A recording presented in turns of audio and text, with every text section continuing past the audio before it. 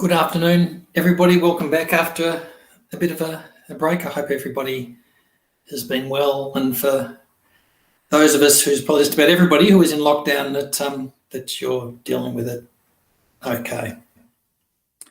We'll begin with a light offering, and this is for Carmel's mother. Carmel is a member of our Tibetan Buddhist Society community, and her mother recently passed away. And so we make this beautiful offering of light to all the Buddhas, so that Carmel's mother, Vincenza Camerano, with the thought that she has a very peaceful time in the intermediate state,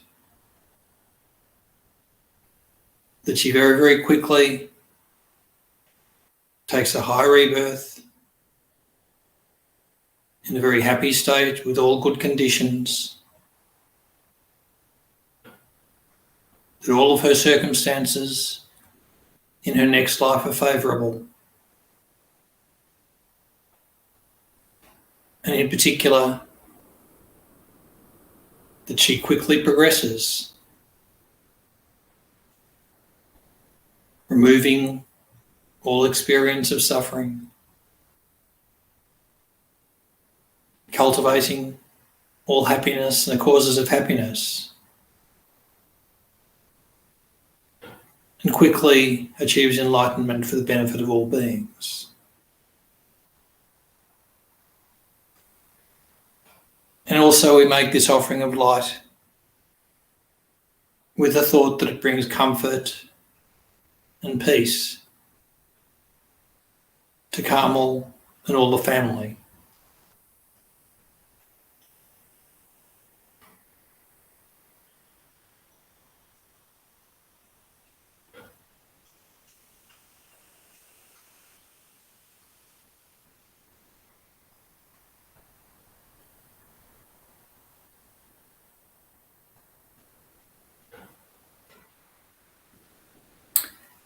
We'll start off with the prayers as usual, and we'll do the prayer of praise to Shakyamuni Buddha in Tibetan and English, as well as the refuge in bodhichitta prayer in Tibetan and English, but otherwise today again we'll just do them all in English. So beginning with the prayer of praise to Shakyamuni Buddha. Champa Chandende Dejin Shepa Drachampa Yangdapa Tsope Sanje Ripadang Shapsu Temba Dewa Shepa Jitin Chemba Chebu Doe Kalo Jua Lana Mepa Ladang Minam Chitemba Sanje Chondende Peljawa Shakya Tupala Shatsalo Churu Chapsu Chivo. Teacher, Bhagawan, Tathagata, Arhat, perfectly pure and complete Buddha, all-knowing, having poise, Sugata, apprehender of the world, navigator of beings to be subdued, incomparable, teacher of gods and humans, to the Buddha, the Bhagawan, the glorious conqueror Shakyamuni, we prostrate, make offerings and go for refuge. And refuge in bodhicitta prayer. Sangye chodang sochi chognam la Changchu Badudani Chapsuchi Dage Jensu Jepe Sonamji Dola Penchi Sangye Drupashu. To the Buddha, Dharma and Sangha, I go for refuge until becoming enlightened. Through the merit of my generosity and so on, may I achieve Buddhahood to benefit all beings. To the Buddha, Dharma and Sangha, I go for refuge until becoming enlightened. Through the merit of my generosity and so on, may I achieve Buddhahood to benefit all beings. The short mandala offering. This ground, anointed with perfume and strewn with flowers, Mount Meru, the 4 continents, adorned with sun and moon, imagined as a Buddha land and offered thus, may all beings enjoy such pure lands. And next, the 7-limbed prayer. I prostrate my 3 doors with a mind of respect and offer all actually arranged and mentally emanated offerings. I reveal all the downfalls and negativities that I have ever collected and rejoice in the virtues of individuals and superiors. Please remain perfectly abiding until samsara is no longer seen. I request you to turn the vast and profound wheels of Dharma. I dedicate the virtues of myself and others to the great enlightenment. The prayer of lineage of gurus.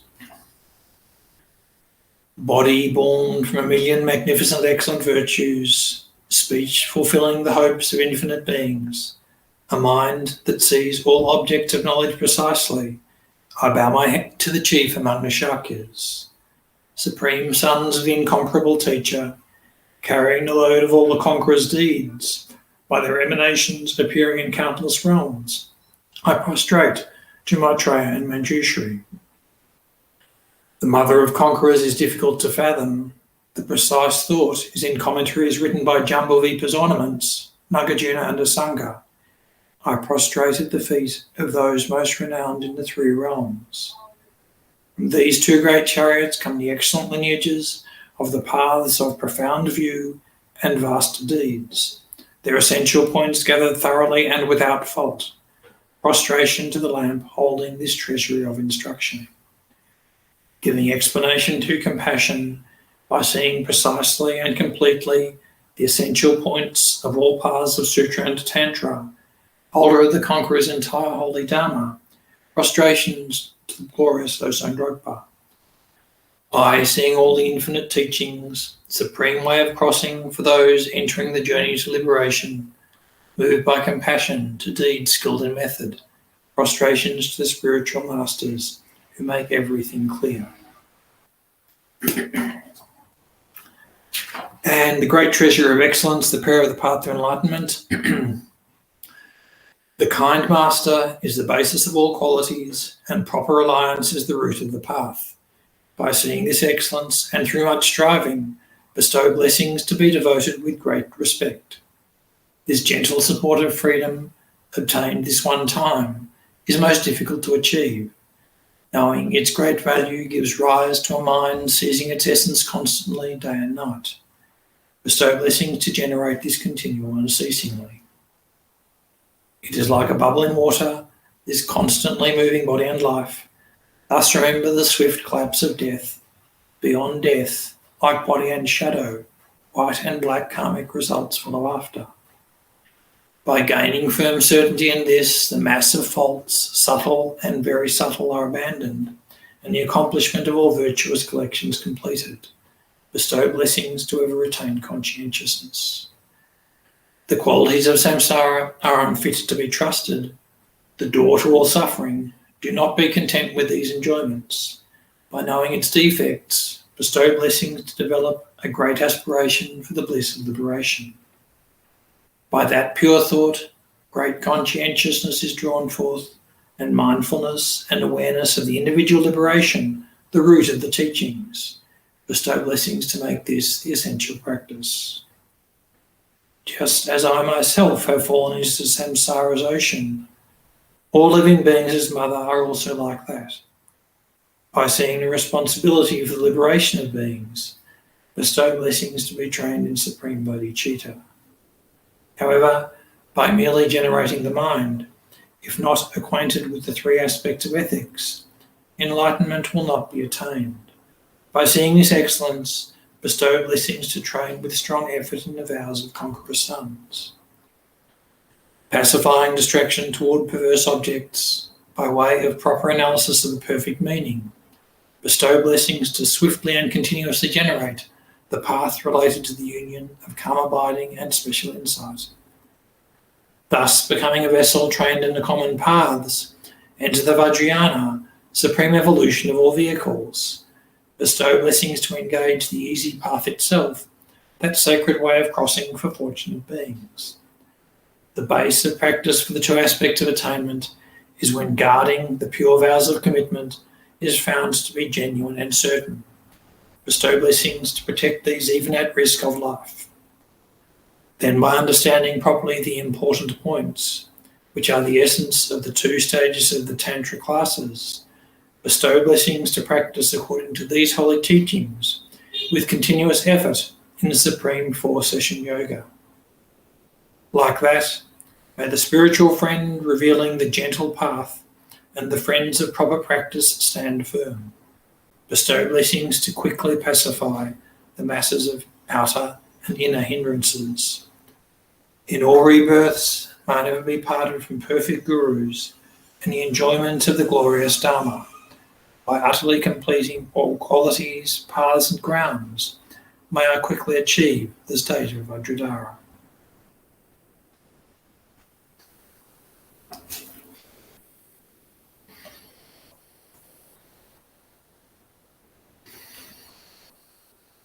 So I thought for today's meditation, we could do a meditation on the subject of refuge, and as part of that, we could reflect on the 8 qualities of the Buddha jewel, which was the subject that we talked about at the last class 3 weeks ago. So I'll start off with some simple breathing meditation, and then do some analytical meditation on the subject of refuge.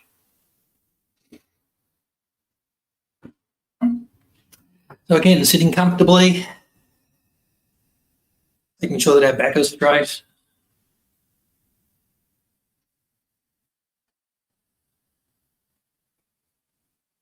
Your hands folded in the lap.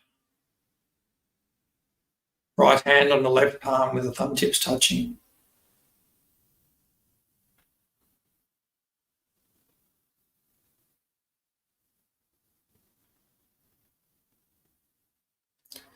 Your arms extended out slightly from the body. Head slightly tilted forward. And if it's comfortable, with our eyes half open and half closed. Shoulders level and relaxed.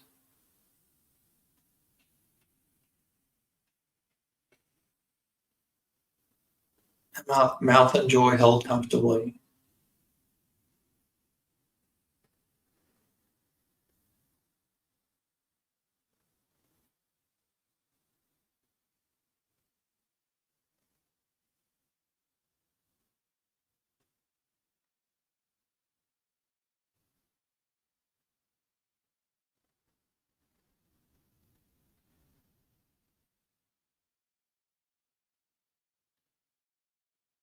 Then taking a few moments to settle the mind.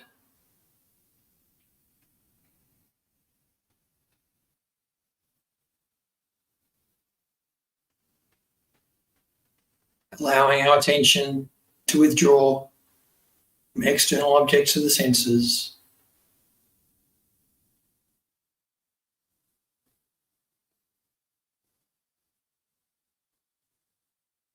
As our attention collects and gathered inwards.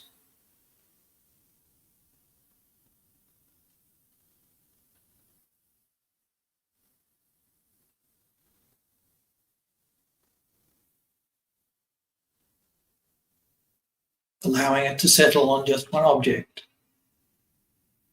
the natural rise and fall of our breath.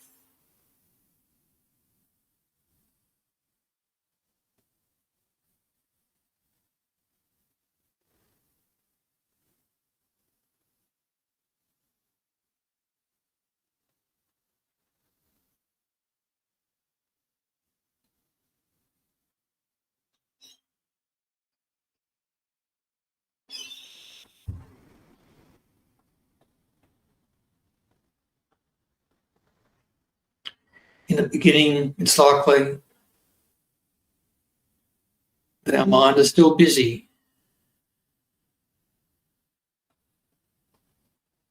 So we consciously release any wandering of the mental consciousness to memories of the past,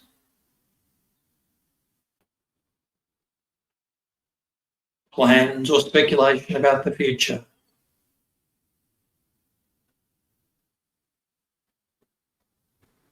For this short time, we allow our awareness to rest fully in the present moment.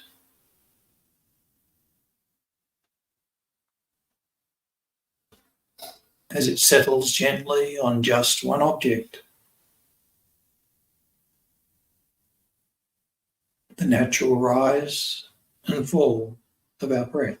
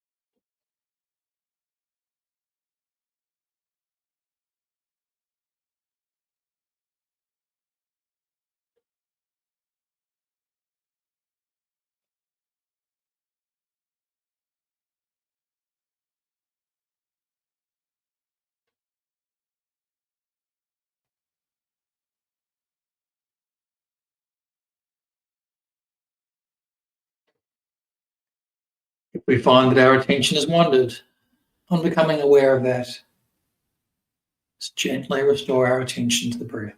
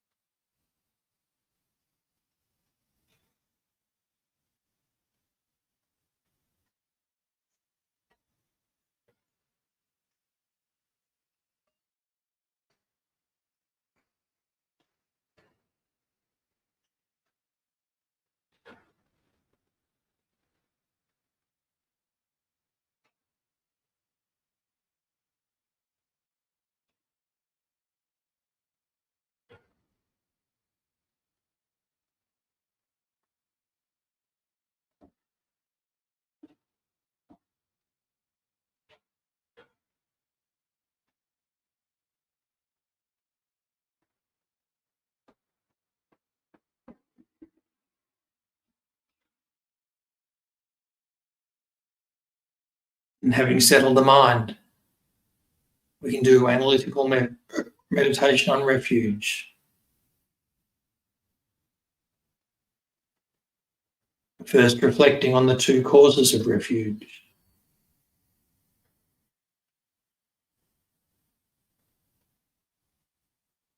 For the first,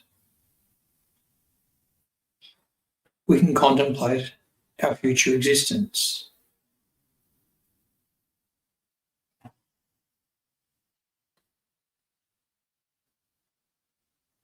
What will it be like? We cannot know.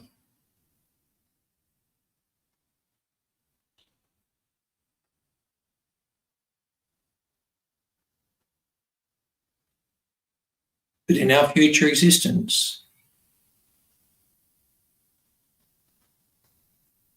we would certainly wish to avoid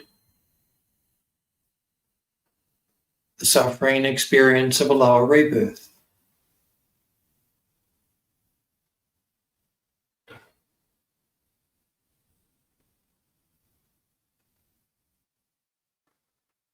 Bringing to mind, for example, the conditions and experiences of the animal realm.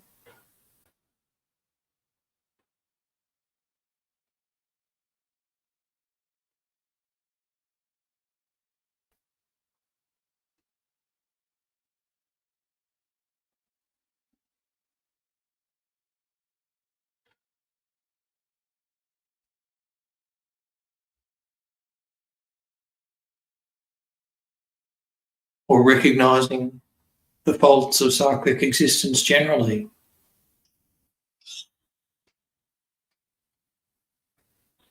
Having a mind that's continuously shaped by confusion, anger and aversion to things we regard as unpleasant, attachment and grasping to things we consider pleasant.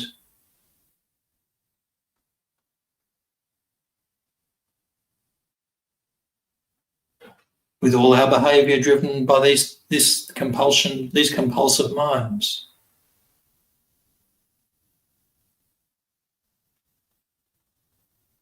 Through this, we can aspire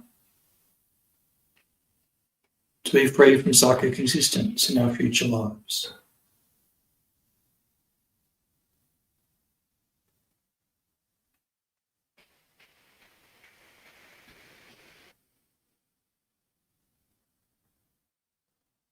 Or,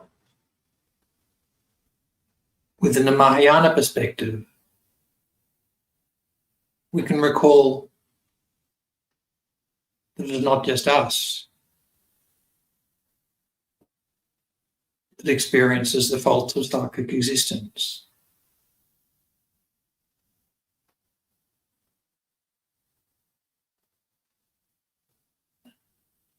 So we can have the aspiration for a future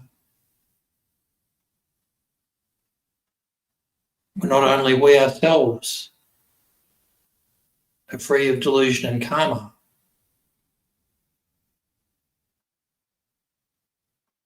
but that every other fellow living being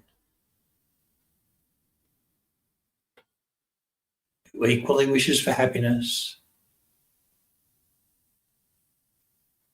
and who equally at some time has shown us extraordinary kindness should also be free of psychic existence.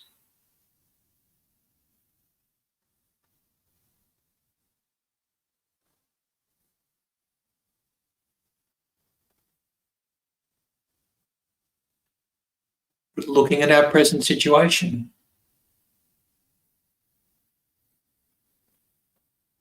how will we avoid the lower realms?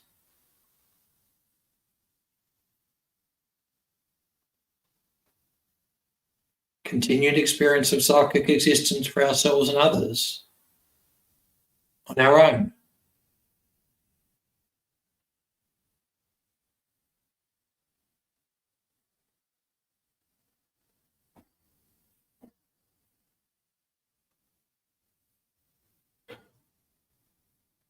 So it is the recognition that we need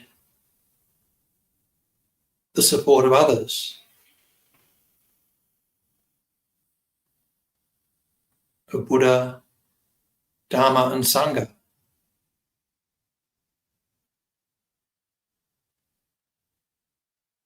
and a confident recognition based on analysing their qualities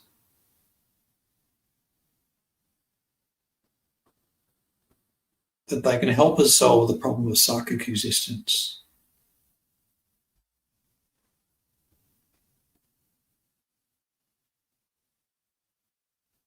It is this that works as the second cause of refuge.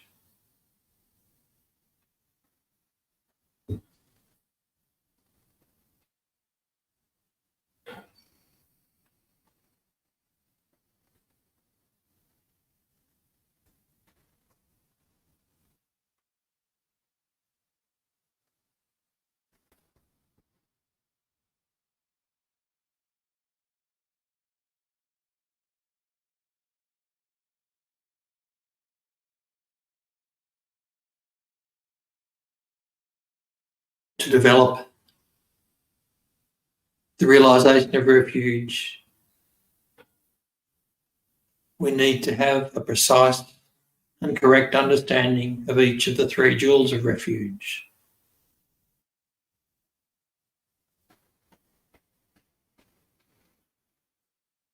We need to understand how they can help us, what their qualities are.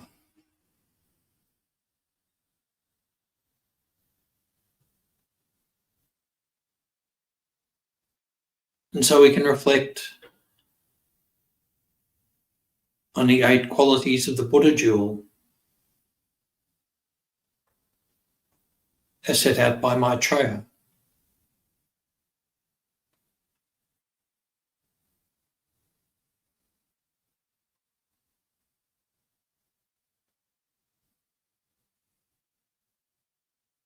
Recognizing that the Buddha jewel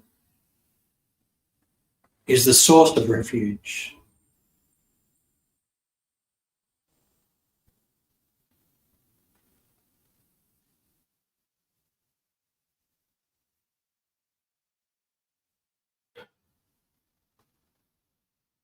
And if we like, we can bring to mind a Buddha. For example, Guru Shakyamuni Buddha,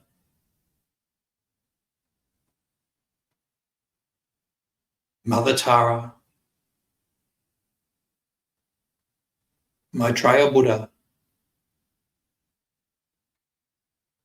as we contemplate these 8 qualities.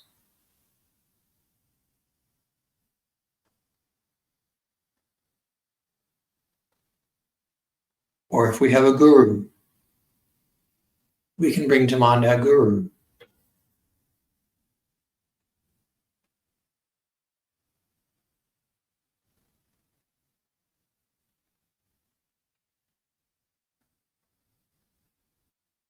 We can also contemplate these qualities with the thought that these are attributes that we wish to perfect ourselves, and that we can perfect them based on our own Buddha potential.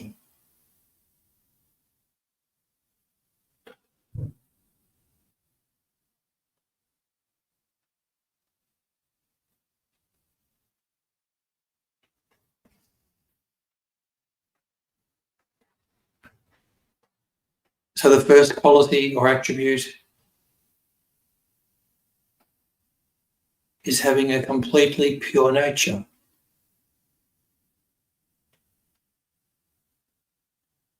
Pure of any faults.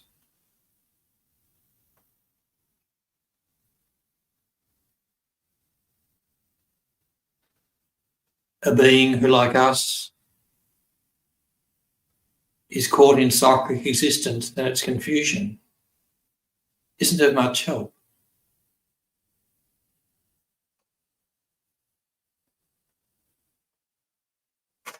Being completely pure of such faults, the Buddha is a reliable source of refuge.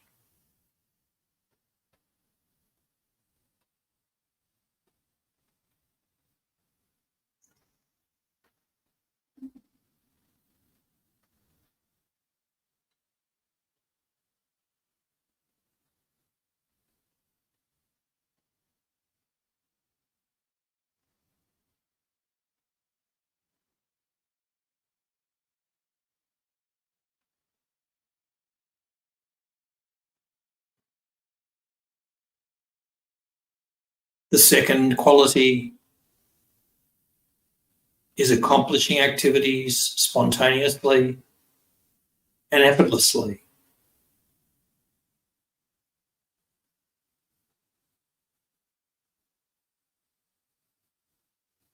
Just as the sun, effortlessly and without thought,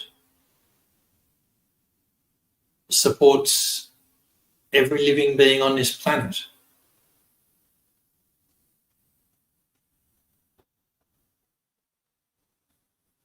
and has for hundreds of millions of years.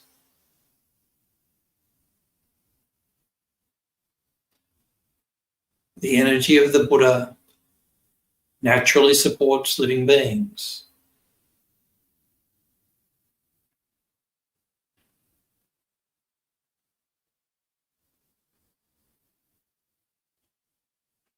Whether we are skilled at meditation or not,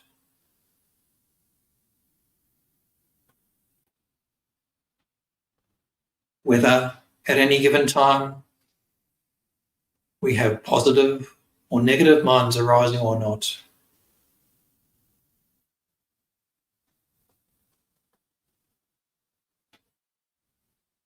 the Buddha's energy to support living beings is always there, like the sun.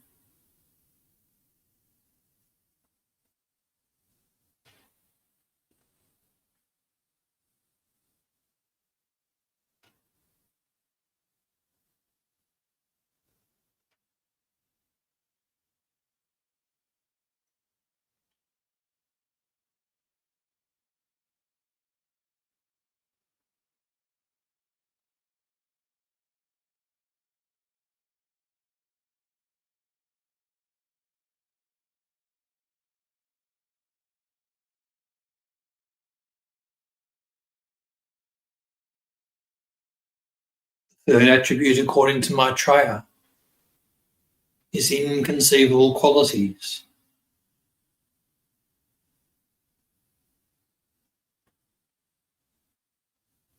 So we can try and imagine the perfect helper.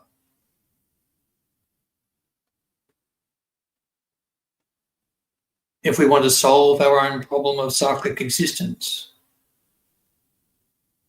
what would we look for?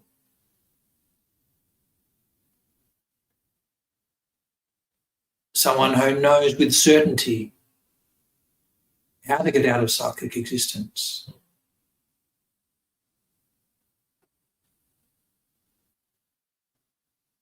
Someone who understands us and what the best practice for us right now is.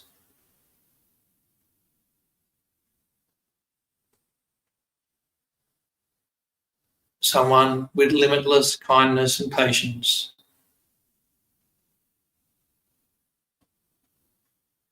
With unflagging energy. Someone with all-encompassing great love and great compassion.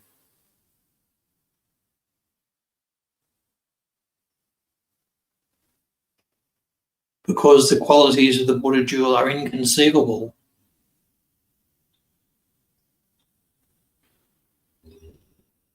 the best possible helper that we can imagine doesn't come even close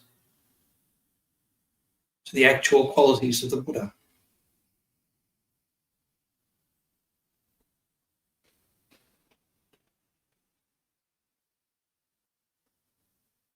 We literally cannot imagine the extent of their ability to help us.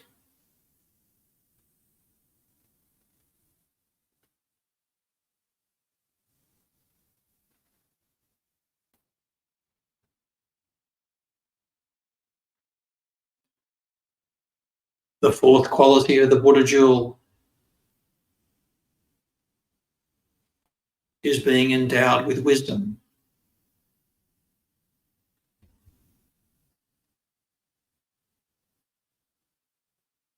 As ordinary beings, we go through life with a distorted understanding, seen through the prism of self-interest. What's important to me? What do I like? What don't I like?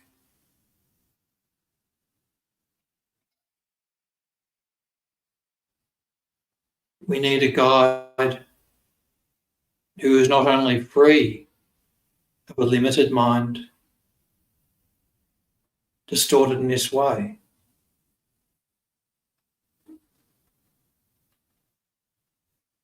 But also who knows the method for escaping from psychic existence and how to explain it.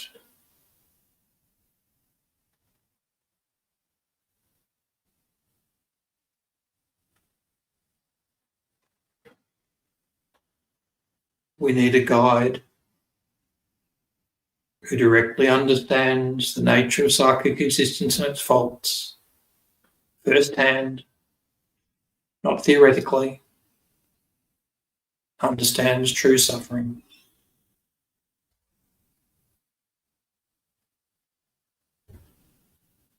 Directly understands the causes of psychic existence, or true cause.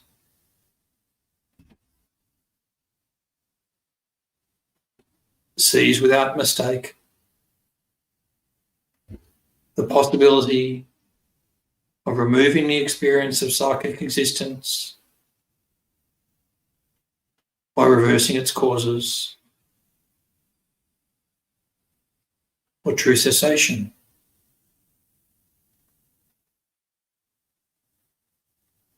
And the method of doing that, or true path.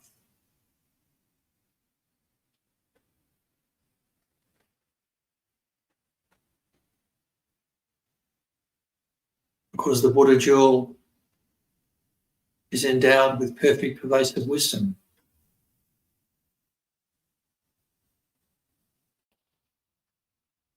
The Buddha jewel is the perfect guide for us.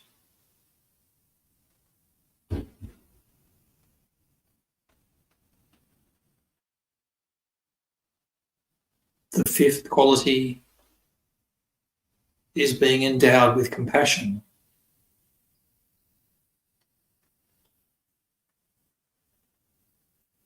Our ordinary compassion is one of our best qualities, but at the moment it's selective, extended easily to some, and withheld from others.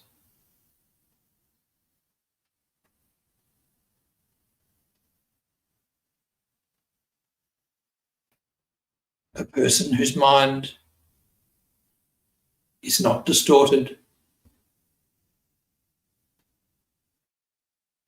by attachment to some, aversion to others, and indifference to strangers, is a reliable guide.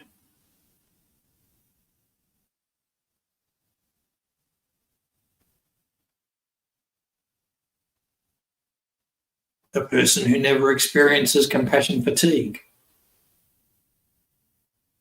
To the contrary, experiences ever increasing joy and bringing happiness to others, is a reliable guide.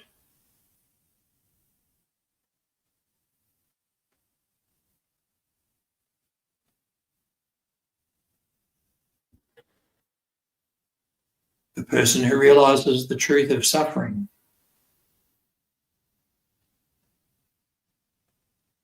and sees directly that all fellow living beings are afflicted by psychic existence.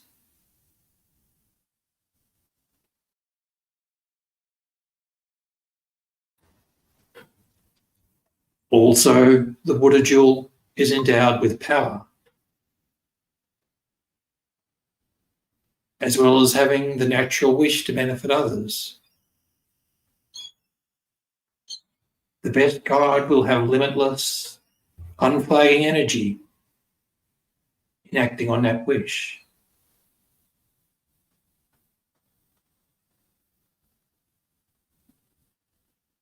Understanding perfectly the path of cessation.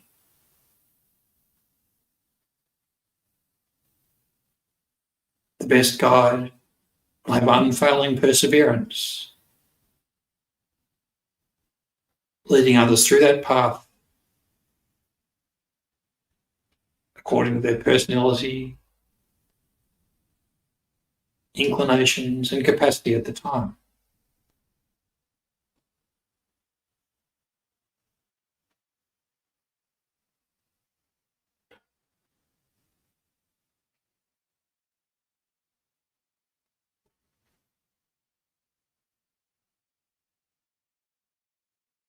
The seventh attribute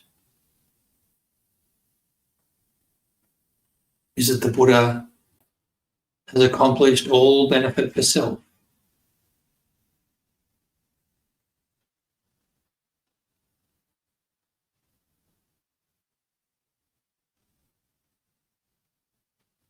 Buddhas have no suffering or lack because they are finally liberated from psychic existence.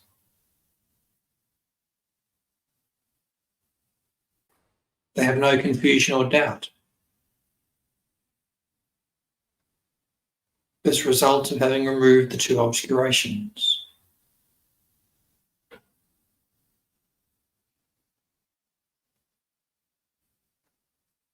Finally, a Buddha is perfectly equipped to accomplish benefit for others.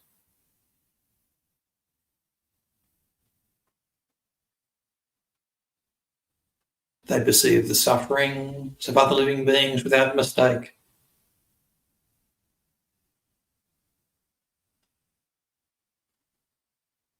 Are purely motivated to help others through non-discriminating love and compassion.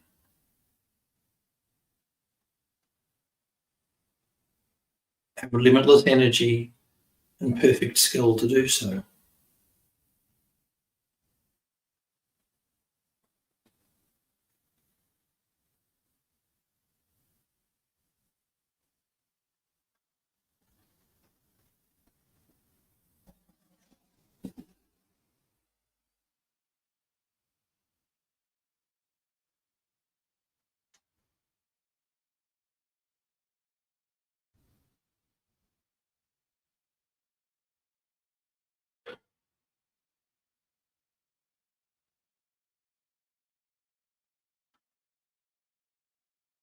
So contemplating like this,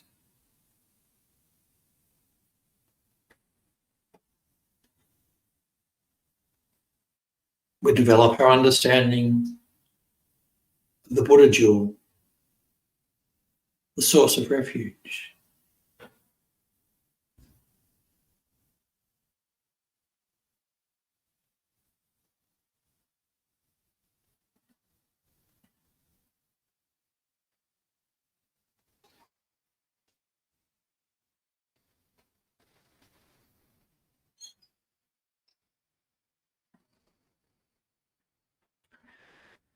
And we can dedicate the merit of our meditation thinking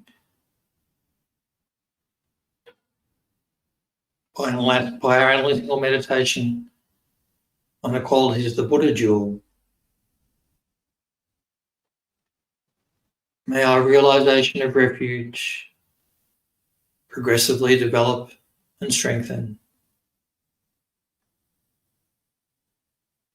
May it be a cause for us to develop the actual realization of refuge.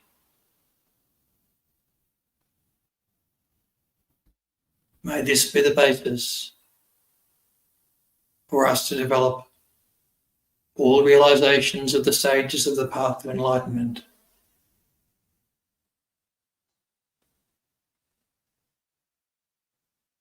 And through this, quickly, easily, effortlessly, achieve enlightenment for the benefit of all living beings.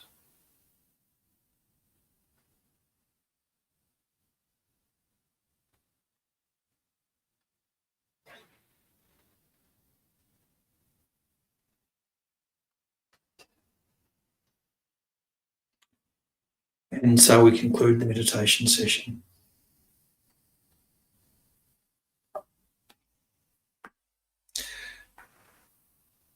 So as I mentioned a couple of weeks ago, Geshe comments that we can go through the explanation of refuge in chapter 10 and read it and think about it and meditate on the various aspects of the explanation over and over again. And it's through this that we develop especially the wisdoms of thinking and meditation on this subject. And it's this that's the cause for us to be able to develop the actual wisdom of meditation based on calm abiding and special insight that's the basis of development of actual refuge.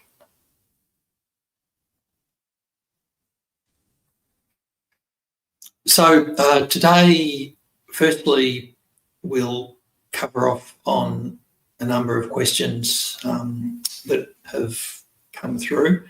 In fact, I'm not sure if we'll get to progress with the text at all today, but we'll see how we go. I thought this was a good session to use for the questions that have come through, because it's been 3 weeks since the last class, and it will be 4 weeks until the next class because of the retreat that begins next week. So I thought it would be a good opportunity to deal with some of these questions.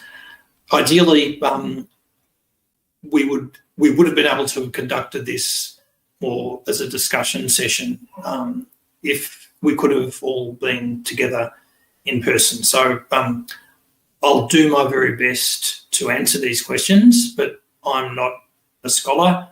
I'm not any sort of authority. There are many, many people within the Tibetan Buddhist Society community or elsewhere who could answer these questions as well or as better as I can. And of course, different people will have different takes on the various things that have been raised. Of course, if people have the opportunity to ask questions like this of a qualified Lama, then that's absolutely the best way of getting answers that you can rely on. So with the responses that I'm going to give, I'd suggest that they're best viewed as the understanding of one practitioner within the community, and they may help to stimulate your own study, thinking, discussion. They shouldn't be regarded as definitive or authoritative, because I'm not qualified to give definitive or authoritative answers to these.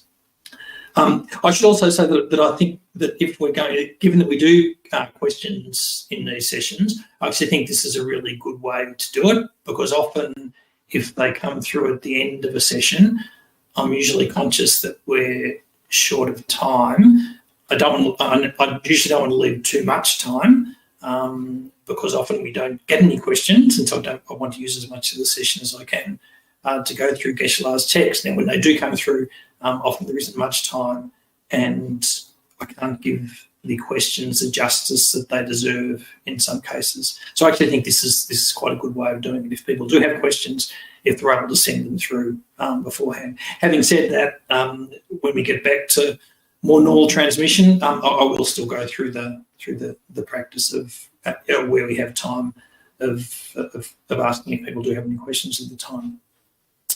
So we've got 3 questions today, and also although they are only 3, they are detailed and they're really good, and they cover a wide range of subjects, and they also link in a couple of cases particularly well to the subjects that we've been discussing as we've been going through chapter 10 on refuge.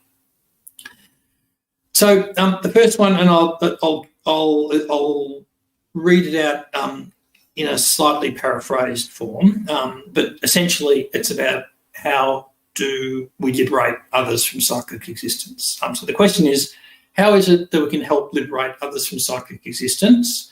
So we're always told this is the Mahayana objective, but how does it actually occur? If somebody has realised their own true nature, is that then a cause for others to realise their true nature because everything is a dependent arising? So there are quite a few aspects to this. So I guess the headline, or what I would give as the headline answer to the question, is that the ultimate way that we liberate beings from psychic existence through our practice is by obtaining liberation ourselves, and based on that, helping others to do the same, for example, by guiding them or supporting them. And I guess we can get into this by reflecting, well, at the moment, if we wanted to liberate others from psychic existence, what would we do? So if we look around us, we can see living beings who have the various experiences of psychic existence, let alone the animal realm. So clearly our capacity to liberate beings who are animals from their current experience of the animal realm and all that goes with that is virtually impossible at the moment, right now. Our ability to liberate others, other human beings from the experience of psychic existence, we can also see is very, very limited based on our current capacity. So it's useful to back up and remember what psychic existence means. So it means that we have a body and a mind that's conditioned by delusion and karma. So because our mind is conditioned by delusion, even though we don't wish to, we might see the disadvantages of it, we easily fall into anger. So we see something that we don't like, instantly we paint it as being unpleasant, horrible, and outrageous. That attitude, that response comes without effort. We and other beings who are afflicted by psychic existence easily fall into desirous attachment. Ordinary things come along that we paint as being extraordinarily attractive. We cling to those things.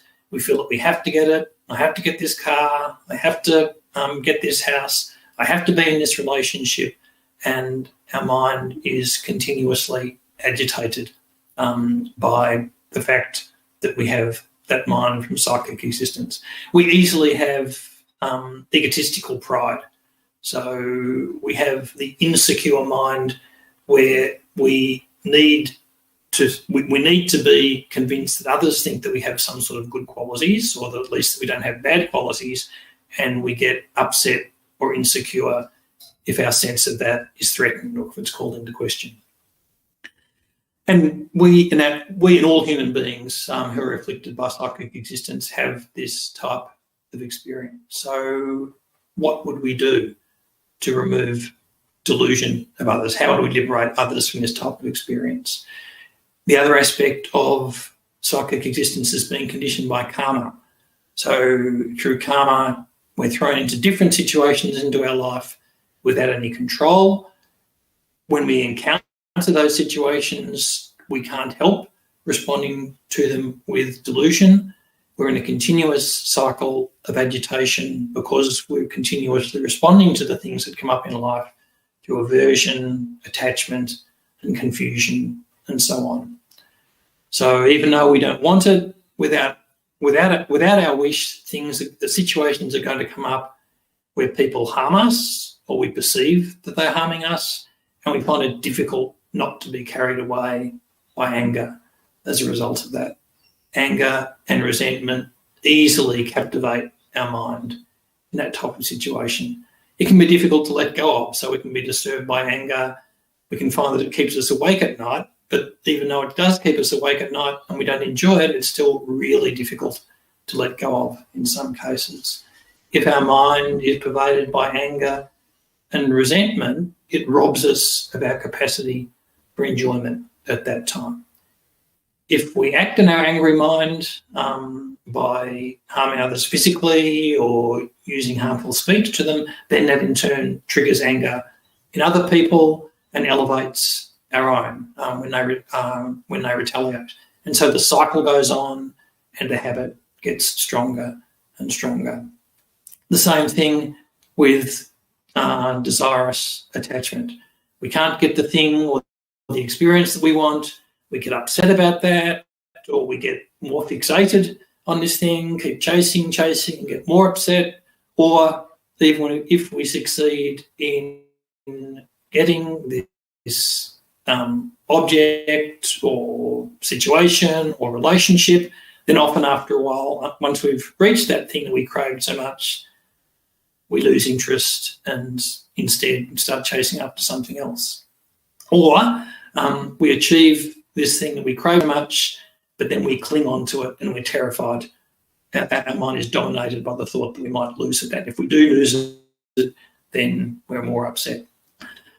So how do we stop all that happening? It's kind of the pattern of our own life. How would we stop that for ourselves, let alone for other living beings? So clearly we don't know. We don't know simply based on our own resources how to liberate ourselves, let alone going about liberating others. So how would we do that? Clearly, the only way we could be a reliable support to liberating others from this type of experience of psychic existence would be if we were liberated ourselves. If we were liberated, for starters, we would have done it, so we would know how to get liberated. We would also be free of all that mental confusion and agitation.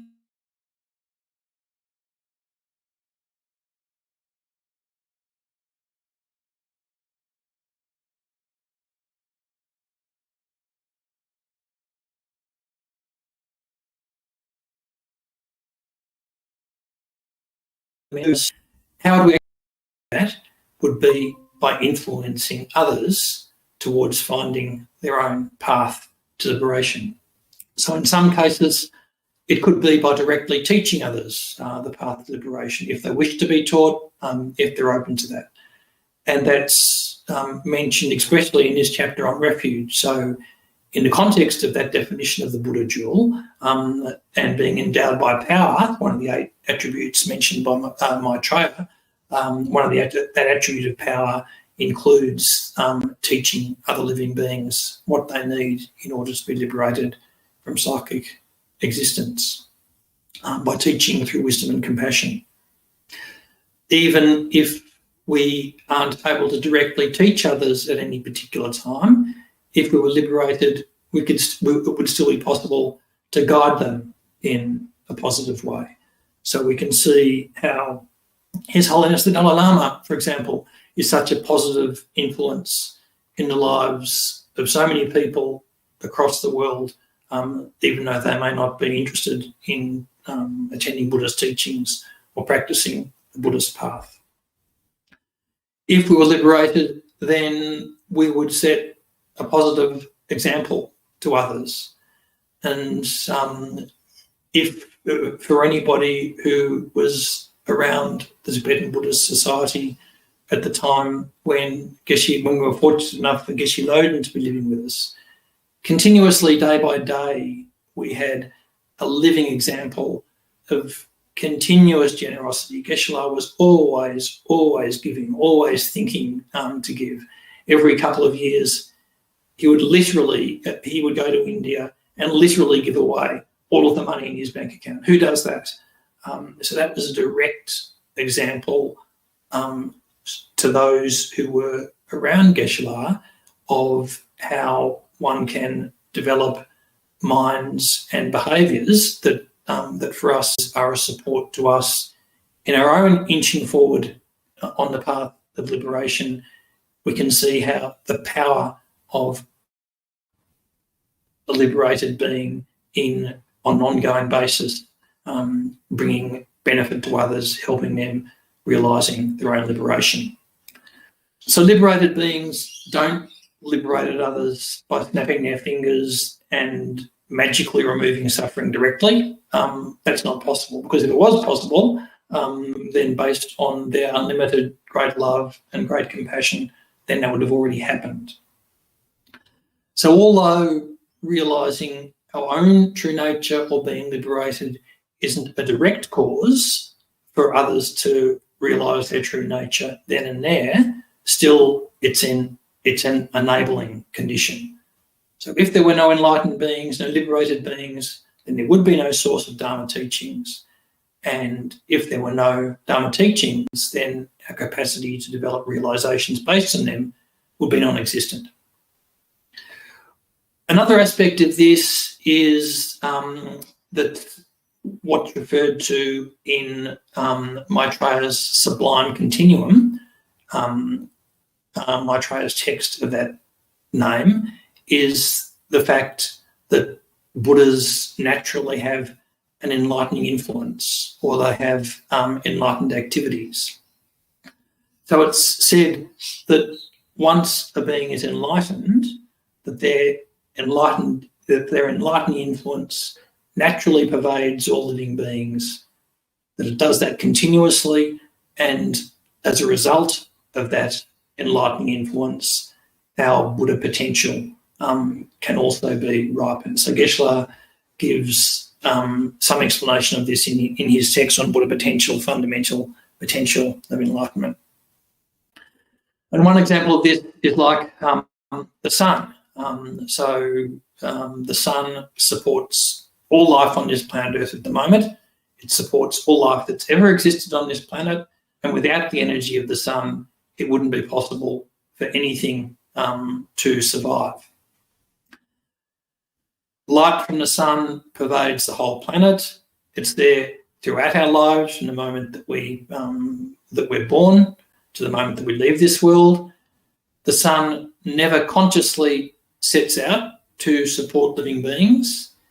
It doesn't favour some over others. It doesn't grant special favours to sun worshippers relative to those who aren't sun worshippers. If we have the seed of a plant, then that seed has the potential to produce a full plant of that species. So that seed requires sunlight in order to flourish, and the sun can supply that light, but it also depends on other supporting conditions, such as water, good soil, protection from disease, and so forth. If we get all of those conditions right, then the effect of the warmth and the energy of the sun is that the seed germinates and the plant flourishes. But if we don't supply those conditions, we can have the sun, we can have the seed, but the plant won't flourish. So it's a bit like that. We also don't need to think that we need to wait until we have achieved enlightenment ourselves in order to be able to benefit others. So even though at the moment we're limited in our ability to bring about the liberation of others, still our own practice, day by day, even though it's patchy at times, is still part of the path to enlightenment.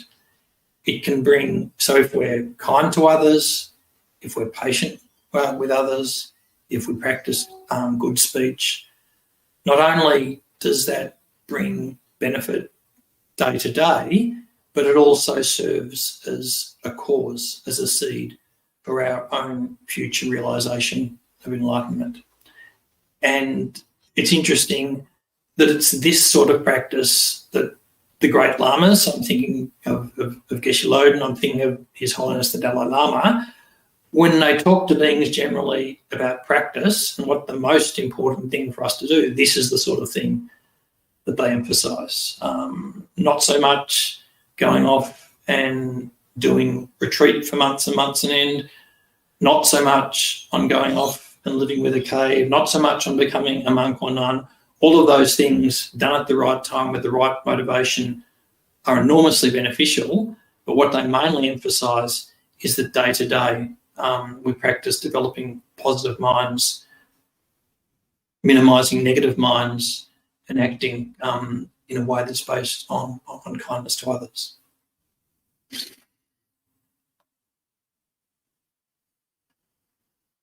So the second question is about cause and effect. Just paraphrasing. So within this teaching, there's a lot of reference to direct cause and effect. For example, with the two causes of taking refuge. So the two that we talked about, the states of mind that wish to escape from the lower realms, psychic existence, or the wish to liberate others being the first, and the second being the confidence-based belief that Buddha, Dharma and Sangha can help us realise that. So those are said to be the two causes of refuge.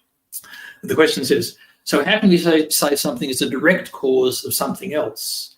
How can we isolate a section of reality and say something directly causes something, given that everything is empty and cause and effect is ultimately empty?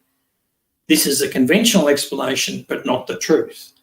So any isolating and reduction to single cause and effect is an act of the mind. It's what the mind does to reality and not really reality as it is. Would it be better to say it's karma that leads someone to take refuge and not any direct cause and effect? And so is it the case that ultimately cause and effect, that everything is completely empty and ultimately causeless? Is this a fair statement? So again, that's a big question, has a lot of complexity.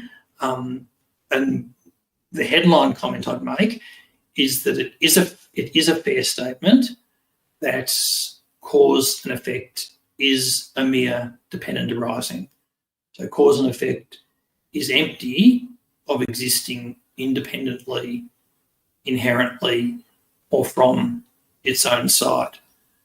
Because, for example, something is only a cause in dependence on there being an effect.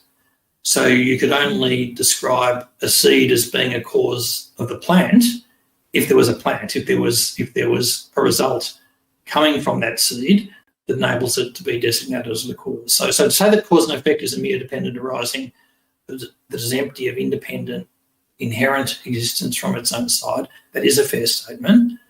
And it's also true that under ultimate analysis that you won't be able to find any inherently existing cause or effect because cause and effect are dependent on each other. From a Buddhist point of view, though, it isn't a fair or accurate statement to say that cause and effect isn't the truth or that cause and effect isn't reality. Cause and effect are conventional truths, and from a Buddhist perspective, causes and effects do exist dependently, conventionally, and nominally. And this is an important point, actually, that many teachers in the past have gone out of their way to point out, that conventional truth and ultimate truth are not contradictory, and in particular that emptiness and cause and effect, rather than being contradictory, are actually mutually supportive. So getting back to the example, is it valid to say that the two minds that we talked about are the causes of refuge? So the mind that seeks to avoid the lower realms, psychic existence, or all of living beings' experience of psychic existence, and the reliance on Buddha, Dharma, and Sangha to deal with that. Is it true to say that those minds of cause have refuge?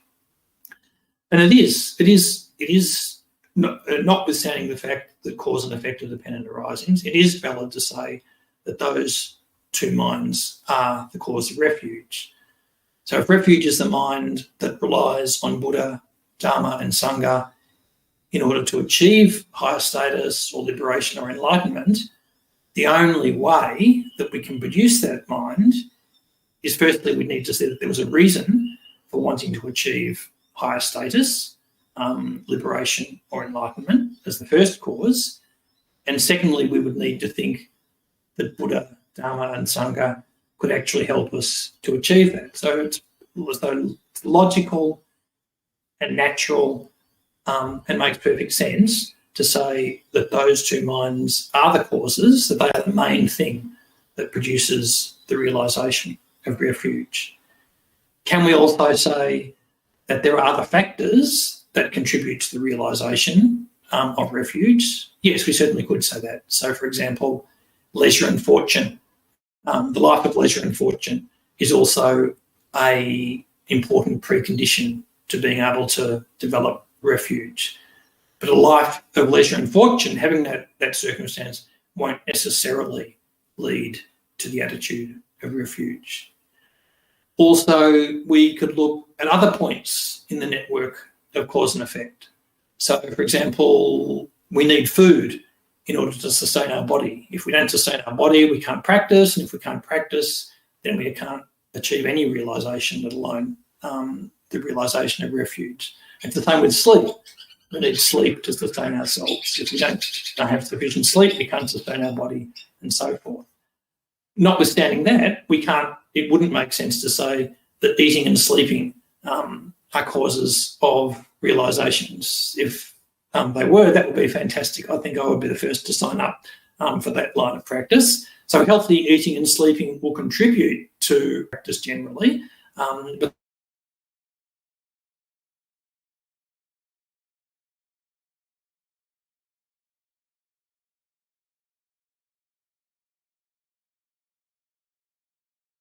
it wouldn't be. So some people say that something can be described as the cause or principal cause of something if it's the main source of that product's distinguishing characteristics, what's special about that object. So, for example, we can say that the seed is the main cause of a plant because it's the source of the genetic code that's the main cause of the plant's distinguishing features. But it's important that we don't see ultimate analysis, so the analysis from the perspective of emptiness, as obliterating conventional analysis, and that we don't incorrectly conclude that cause and effect, and especially karmic cause and effect, are non-existent, even though they are dependent arisings. So again, we can think about this from the point of view of the Four Noble Truths. So Buddha taught Four Noble Truths, and the teachings on emptiness and the realisation of emptiness are part of the fourth truth, true paths. But in order to progress in the Buddhist path, we need to work with the teachings and practice from all four truths. Also, I guess I think about it from the point of view of Geshe Loden. So Geshe Loden was a great scholar especially of the wisdom tradition. He continuously taught emptiness.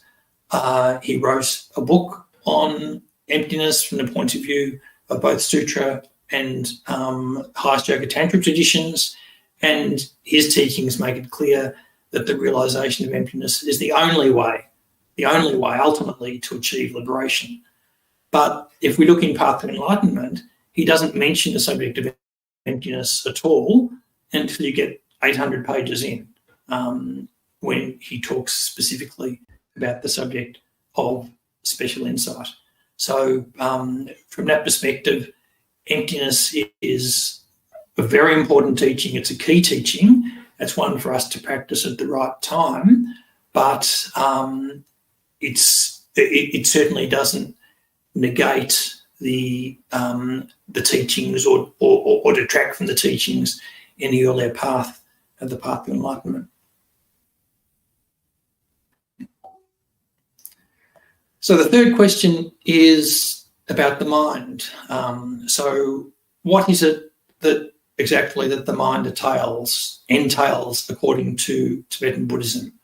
For example, does it include the senses from the five aggregates, and what carries over in the mental continuum? Are gross thoughts caused by the brain, and do they end with the death of the body? When we die, how is this imprint contained and carried over to another body? So again, this is a really good question. It has lots of levels. We can start off by looking at the general definition or description of the nature of mind, then look at how it relates to points like the aggregates, and then we can look at the question of continuity of the mental continuum following death. So the general definition, what is mind actually? So it's useful to back up and to think about how would we ourselves define mind. So all of us have a mind. So if we're us, so given we all have a mind, that we have access to our own mind, we should know what our mind is. If we reflect, though, we can see that it's quite difficult to come to grips with what the mind actually is. It's difficult to come up with a form of words that describes what mind actually is. If we reflect on our mind, we can see that there are some qualities of mind that we can perceive or note directly. So we can see that it doesn't have any physical manifestation, doesn't have any colour, shape, sound, it's not touchable. It's associated with our body in some way, but it's not our body. How do we know it's not our body? Because our body does have colour and shape, but our mind doesn't have colour and shape. And also because through our mind, we know our body. Our mind, we know, is individual, so my mind isn't your mind and vice versa. Our mental processes are private, so each of us only experience our own mind. Also, our mind exists through time. So we had a mind 5 years ago, 5 days ago, 5 minutes ago, and mind has a continuity. So that mind of 5 years ago, 5 days ago, 5 minutes ago feels like it's the same thing as the mind that we have right now at this moment. But this is really just a listing of some of the things that we note about the mind. What is it actually? What is it that has these qualities? So the Buddhist definition of mind, and I'm kind of paraphrasing, is that it is that which is merely clear and knowing, or sometimes it's said that mind is mere clarity and awareness. So what does that really mean if we reflect on it? So at first we might think that the second part of that, so saying that mind is knowing, or that mind is awareness, that's a little bit of a cheat. So if we're saying that mind is that which is aware, or that which is known, or that which knows, that really doesn't tell us much to appear to mind. So a wall or a door can be a physical obstruction to where our body can go, but mind isn't obstructed in that same way.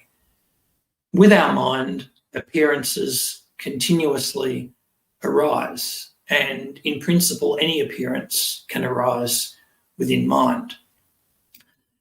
Appearances is the term that's often used, but it's important to understand that it's not talking about something that's visual. So all of our experiences, whether they're sense experiences, thoughts, emotions, all of these are covered by the idea of appearances. So in a way, it refers to everything that we experience mentally.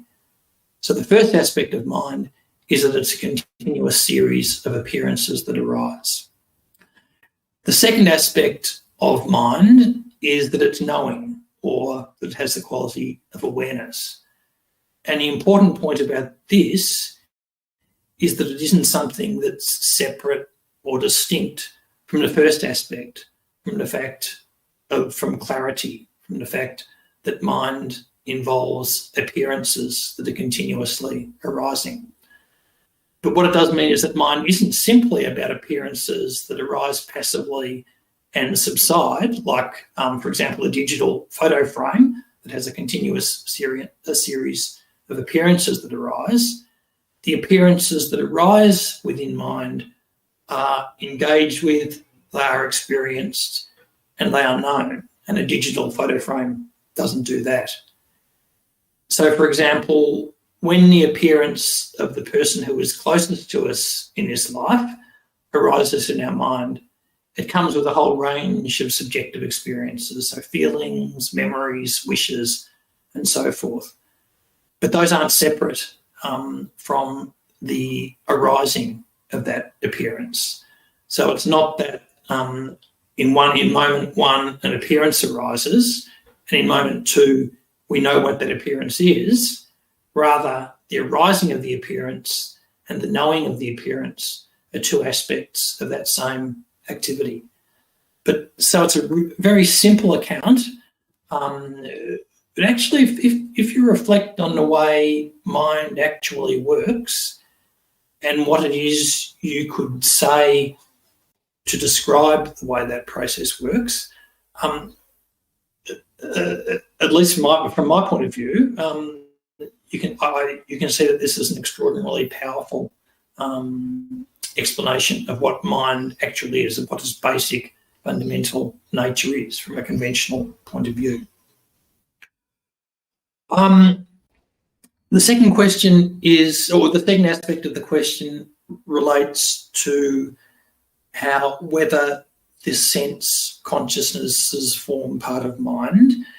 I'm going to run out of time, but the short answer to that question is yes, they do. So if we look at the explanation of mind in the Abhidharma teachings, one of the things that it does is to differentiate different factors or aspects of mind. So it talks about, at the basic level, about mind in terms of primary minds or main minds on the one hand, and mental factors or secondary minds on the other. So primary minds refer to the basic facilities of consciousness. So it includes the mental consciousness, but also the sense consciousnesses. So from a Buddhist point of view, so often from a Western psychological point of view, we think of consciousness as one thing. Within the Abhidharma explanation, it thinks of there being these 6 different types of consciousness that correspond to the sense consciousnesses, the 5 sense consciousness and the mental consciousness. So yes, the sense consciousnesses do form part of mind. They form part of primary minds, and those primary minds, in terms of the 5 aggregates, are part of the aggregate of consciousness. So I was going to talk a little bit more about the 5 aggregates, and I was going to talk further about what continues or carries over in the mental continuum following death. As we don't have time, I'll talk about that second aspect because that was in the question at the end of the next session, which will be in October. But because we are close to 5:30, we'll wrap up there and we'll do the dedication prayers. And we'll first do the final prayer of the graduated path in English.